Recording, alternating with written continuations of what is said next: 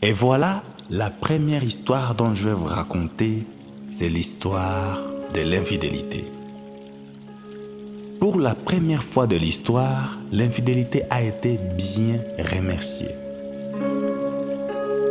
Voilà ce qui s'était passé. Un jour, dans un couple, ils ont eu un enfant et l'enfant a totalisé 5 ans sans avoir parlé. Mais un jour, il est parvenu à parler pour la première fois.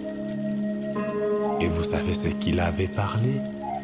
Il avait prononcé les noms d'une personne. Et les noms qu'il avait prononcés pour la première fois, c'était les noms de sa grand-mère.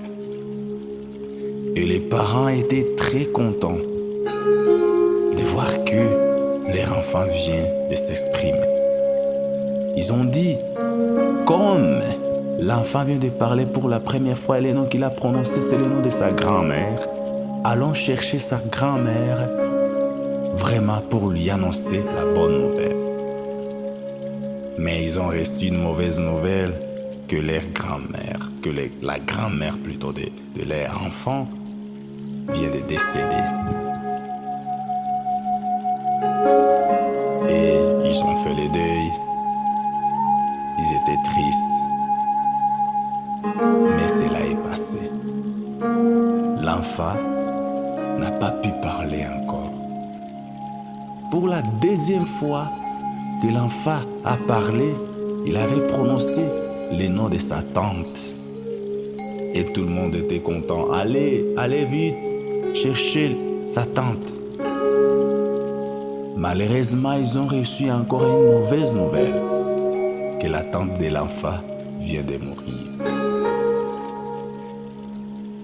Et tout le monde a commencé à avoir peur. C'est-à-dire, écoutez, si l'enfant prononce encore le nom d'une personne, cela veut dire que cette personne-là va mourir.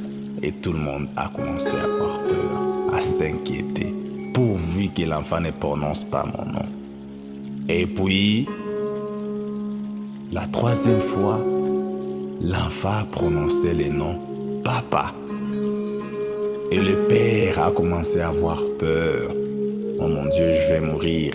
Il a préparé tout pour sa mort. Il a commencé à dire au revoir aux membres de la famille.